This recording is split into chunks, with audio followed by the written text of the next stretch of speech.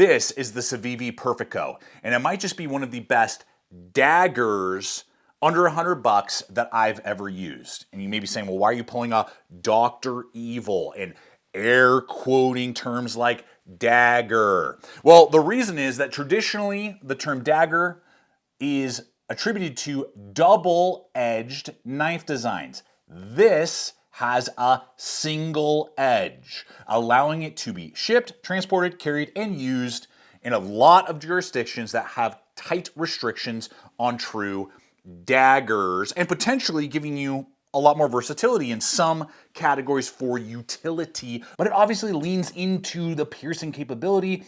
But does that precision come at a cost of durability? We're gonna find out a little bit later on how much this tip can potentially take or not. So stay tuned. Guys, it's gonna be a wild ride today. If you're new to the channel, welcome. I'm Aaron. This is Gideonstactical. Let's get to work. All right, I got some nice melons here for us to take a hard work at. Okay.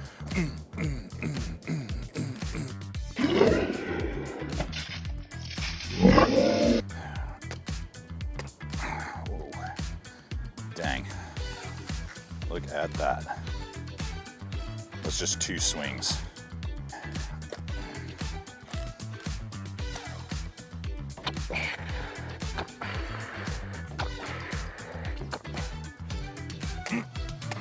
Oh yeah. Wow. I was not expecting that. It is actually decent. And every time I desheathe this thing, it's just like, hey, boom, boom, boom. Want to pierce something? I'm thinking Bishop in Aliens, you know, no thanks. I feel like Civivi, as I began to use this, really dialed in the dimensions really well, because that will make or break, you know, any model of tool, regardless if it's a dagger or not. From handle to tip, we're looking at 4.49 inches. Cutting edge is 4 1/8. The stock thickness is 1/8 of an inch thick all the way through. Full tang construction on a saber grind right there. The geometry obviously is perfectly symmetrical, and they have chosen Sandvik 14C28N steel, Rockwell 58-60. That is an excellent steel. Civivi's been using it for years. It is something that is rust resistant, it is durable, and holds a decent edge. And you know, you just get yourself a work sharp field sharpener or something, and it is not going to be difficult for you to hone the edge. You know, super steels are awesome, but there can be a nightmare to resharpen out in the field. This is going to be easily, you know, maintained in that category. So I think that was an excellent choice, and even better, in my opinion, than D2 for this particular blade. Now, something in the design, the false edge is obviously not sharp. I can run my finger on there. I'm not going to cut myself, hurt myself. You could obviously follow all your laws, blah, blah, blah, do all the legal stuff, but you could resharpen and put an edge on the false edge if you wanted to. You could even do like, oh, you know, like 1 inch up here, just to give you some, you know, extra piercing on the back side, and then leave, you know, this part flat so you could put rest your finger. You know, you can do all kinds of stuff. So that wouldn't be too difficult to do if you are able and want to do that. Now, because it's perfectly symmetrical with a perfect balance point, it's under 5 ounces for the knife itself. There's the balance point. I mean, it just like dances on your finger and in your hand. You just constantly want to be flipping it, playing with it. But because it's perfectly symmetrical, there's one issue I've ran into a few times that you need to be aware of, that the single edge actually can be a detractor in particularly high intensity moments. And we're gonna get to that in just a moment. But I wanna invite you guys to like, subscribe, make sure to hit the bell icon so you can be notified every week when I put up new videos breaking down gear and equipment just like this. And right now is the perfect time to illuminate today's sponsor, which is Veer Watches. And I just find it interesting that us knife guys value our timepieces as much as our edged tools. And Veer Watches brings a lot to the table, like multiple power options, including Ameriquartz, solar, or automatic, along with the durability factor, such as stainless steel bodies with locking screw-down crowns, giving you waterproof guarantees to 100 meters, and sapphire crystal over those faces, which isn't going to be as prone to scratches as cheap plastic alternatives. and with many of their models being assembled right here in the USA. Just the sheer variety that's available. If you want to go total Black Ops, you know, there's this C5 Solar, and there's the Dirty Dozen, which they have, I think, less than 30 left last I checked. So those batches sell out real quick. So guys, I mean, there's so much to explore. So I'll have a link popping up as well as in the description box below over to the Veer website so you can start exploring all the different timepieces, power options, all the things that they bring to the table so that you can match your excellent blade with an excellent timepiece. Paracord. Ooh, that's not good. I don't even know if I can get through it. Can I get through it? I cannot. Wow. Oh, that was the dull edge. Whoops. Was I doing another one? Whoops. Okay, so that is something to be aware of. Okay, hold on. There we go. There we go. That's a lot better. Yeah, so because the blade is perfectly symmetrical, and the only real way to tell which side is which is because the false edge has the jimping attached and then, you know, the bottom does not. But there have been a couple times where I put it down and then picked it up and not realized that it's been oriented wrong, or you put it in the sheath and then pull it out a different way. You might be trying to cut with the false edge. Is that the end of the world? No, but that is definitely a data point just to kind of be aware of. Now, to wrap up the blade itself before we move on, the stock thickness and the geometry for a dagger, because most daggers, air quotes, you know, are designed for just piercing. This actually has quite a bit of utility capability.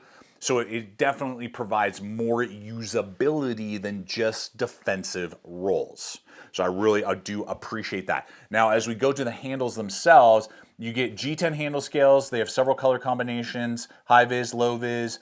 You can get them with coated, not, just depending on your preference. Lots of options. They have the nice texturing right there. Full real estate in my hand with a maximum palm swell actually of 0.73, I think. So that's pretty good. And I have a 3 1/4 inch knuckle span on large size gloves. You can see how much real estate is left over right there, lanyard hole. And that gives you a little bit of a flare, you know, to obviously pull back, pierce, and then pull. And then the guard really has kept me into place. I've never had an issue, you know, accidentally almost feeling like I'm sliding off. I've always felt very in control. I even like the nice little scalloping that they put right there so you can do pinch pull grips, things like that. So it just looks good, but then it also feels good and really keeps you into place, even in an ice pick, you know, format. Bam, and throwing it down like that. Leave a comment below what your favorite color combination would be. You know, they got lots to choose from. Man, I think I might even be picking up the green and like smoke wash or whatever they're doing with that. So as we move on from there, handle ergonomics, excellent. Now, any dagger has got to have a good sheath. And oh my gosh, they really outdid themselves on this Kydex sheath. Now, they've cut it and contoured it just to kind of slim it down, but it's a pancake, so it's not going to take up a lot of real estate, but it gives you a ton of lashing points. It is going to come with Civivi's version of a Bladehq lock that was designed by the original designer of Bladehq locks. I didn't know that, so there you go. So you can rotate it. You know, you can do horizontal, vertical. You can put it on a shoulder strap, LBE system, run it every way to Sunday. It's ambidextrous, right or left. And the best part, not only is it not going to come out, it's not going to rattle. Excellent thumb ramped. I mean, deployment is huge with a potentially self-defense focused tool right there. The sheath itself is ambidextrous, so you can just rotate and put it in, pull it out, rotate, and put it in that way. So you're not constantly having to remount it if you want to carry it in different ways in different, you know, situations. But again, because of the false edge, you might put it in the wrong way, not realizing it, and you pull it out, and then you're trying to work with the, you know, false edge. So it's just something that you're going to have to learn and really, you know, engage with the jimping to remember, okay, I'm in the locked, you know, properly locked position. So before we get into pricing and a few competitive options to consider, up until this point, I've been stabbing this either into soft material or into like a stump and then pulling straight out with no lateral torque on this tip. So what happens when we do our standardized tip test into a 2x4? Oh no. Yep, I bent the tip on this blade. And I'm gonna be honest, that was a pretty pathetic tip test. I usually go twice as much torque side to side, but it's just such a fine tip. I wanted to do barely any first, and if it survived, I was gonna kind of do my standardized more torque, and it couldn't even handle the first round. So it's better than snapping, but man, I just wish that they had put a little bit more meat behind the first probably inch of the tip, and we would have gotten some more durability. So where do I see, is this now just a non-starter? It's like, this is actually false, you know, this is not the best sub $100 dagger. Well, it really comes down to how you use your tools, obviously, and this is how I perceive this knife. I think of it like a mechanical pencil. Mechanical pencils are fast, they're fun. You know, you can pretend that you're like going to give yourself an injection and all, you know, all that stuff, and they are so precise and love writing with them. A number 2 pencil is going to be a lot more durable. They don't snap like a mechanical pencil does. You know, you can break those things off really quick. It's going to be a little uglier. It's going to be a little brute-ish when you're writing and stuff, but you're not going to have to, you know, worry about it popping off and, you know, getting more graphite or lead or whatever coming out. So it's like a mechanical pencil. If you want the insane precision, it's got that. But if you're not stabbing into soft material, whatever that is, get ready for potential snapping or breaking. I'm just going to be real. And guys, Civivi sent this over to me, so I always keep it real with you guys, showing pros, cons, so you can make a wise choice. Leave a comment below what you think. Now, at $85, I think all the fit and finish, the materials, everything about it definitely is there. I will have links not only for this, but the 2 competitive options I'm going to run in. But it's just going to come down to really, what do you want? Do you want precision or do you want durability? Your choice. To run in our first competitive option, it is hilariously ginormous, and it's kind of more of a bayonet style because it's single edge, but it does have a false edge up here. This is the ODENWOLF catcher. This is an 8.7-inch blade. Look at how much it dwarfs that Civivi by. I mean, if you're looking for a pig sticker with reach, you can't get much better than that. D2 steel, Rockwell 60, 90-degree spine, and, you know, tip held up to the same type of stabbing, full tank construction, rubberized, overmold, a couple different color combinations, polymer, sheath, locks in, ambidextrous, and it's $60. $60, and they have the sow catcher, which is a true dagger, that's $70.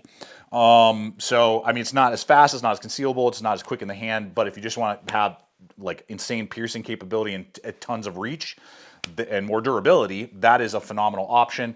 And let's see here, if you're looking for a true dagger, then there is the SOG knives Pentagon X. Pentagon X, pretty similar in size, probably a little bit larger.